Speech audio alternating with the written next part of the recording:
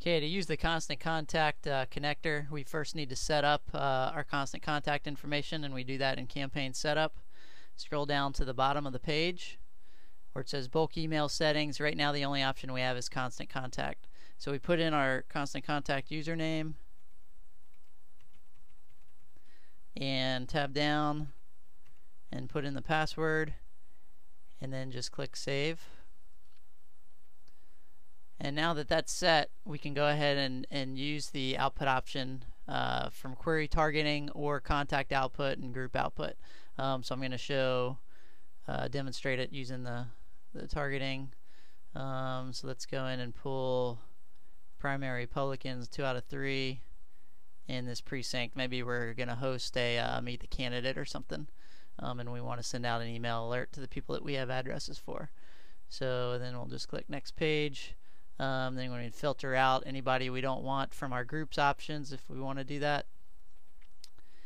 And now the option here that says send email addresses to constant contact, we click on that. Once we click that, then a box pops up where we can optionally type in a list name. So maybe we want it to, so that we can identify it in constant contact. So maybe we want to put you know what this is, 2 out of 3 primary Republicans, or you know, meet the candidate precinct 879, whatever you want to name it. If you don't name it, then it'll just create a name for you, which is probably usually fine. So now we just run the report, and it's going to take any records that we have entered an email address for and then send those over to constant contact and create a list. So we can see, since I didn't type in a name, it just named it webelect.net list, and then even if you enter a name, it also shows the person's name that ran the report and the time they ran it, so that you can identify it over in constant contact.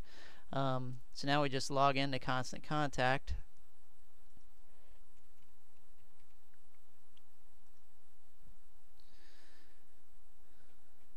click into our contacts link. This is to verify that the list made it across okay. And now here it is. We can see the list, and we can see it's had 34 contacts in it.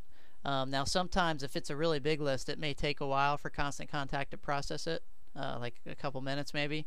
So the way you can see the activity, you'll see the list down here, but it'll say 0 contacts, and so the way you can check the status of that is up here at the top, the activity link. You just click on the activity link, and it will show you here that it started to process an import at such and such a time with the finish time.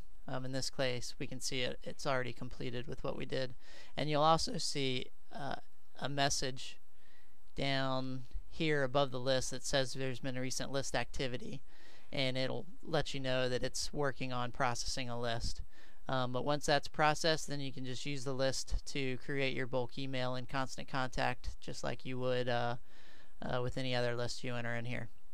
Now when you're done sending your email, you probably just want to go ahead and delete the list out of constant contact, because if you send again in a week, you'll want to use your updated information from webElect. So I recommend using your list once for the email that you're sending, then deleting it out of constant contact. That way they'll only be sure to calculate your active contacts that you've been emailing for their billing, and you don't end up with a bunch of stagnant email addresses in here that you're not still sending to. So once you're done with your email, then you can just delete the list. And that's it.